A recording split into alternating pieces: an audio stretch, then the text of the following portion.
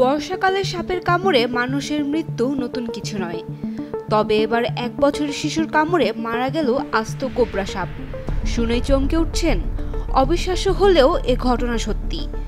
ভারতের বিহার রাজ্যের পশ্চিম চম্পারণের ছোট্ট গ্রাম মৌচি বনকটোয়ায় এমনই অবিশ্বাস্য ঘটনা ঘটেছে। গ্রামটির বাসিন্দা 1 বছরের শিশু গোবিন্দ নিজ হাতে না, বরং নিজ মুখে কামড়ে মেরে ফেলেছে একটি বিষাক্ত কোবরা সাপকে। বসুন্ধরা টিস্যু, অশুদ্ধতার বিরুদ্ধে এক বিন্দুও ছাড় নয়। ঘটনার দিন শিশু গোবিন্দ খেলছিল বাড়ির পেছনে। তার মা তখন রান্নার কাঠ গুছাচ্ছিলেন। হঠাৎ একটি কোবরা সাপ বেরিয়ে আসতেই গোবিন্দ সেটাকে ধরে ফেলে এবং দাঁত দিয়ে এক কামড় বসায়।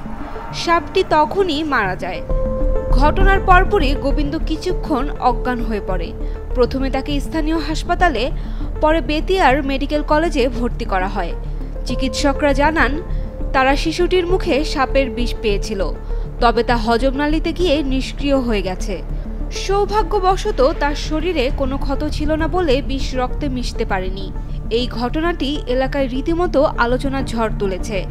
চিকিৎসকরা বলছেন, যদি শিশুটির মুখে ক্ষত থাকতো তার প্রাণহানিও ঘটতে পারত। বিশেষজ্ঞরা সতর্ক করছেন, শিশুর কামড়ে সাপের মৃত্যু এটা বিরল ঘটনা, তবে সাপ নিয়ে সতর্ক থাকা বরাবরই জরুরি। সাইমা আক্তার, ডেইলি সান।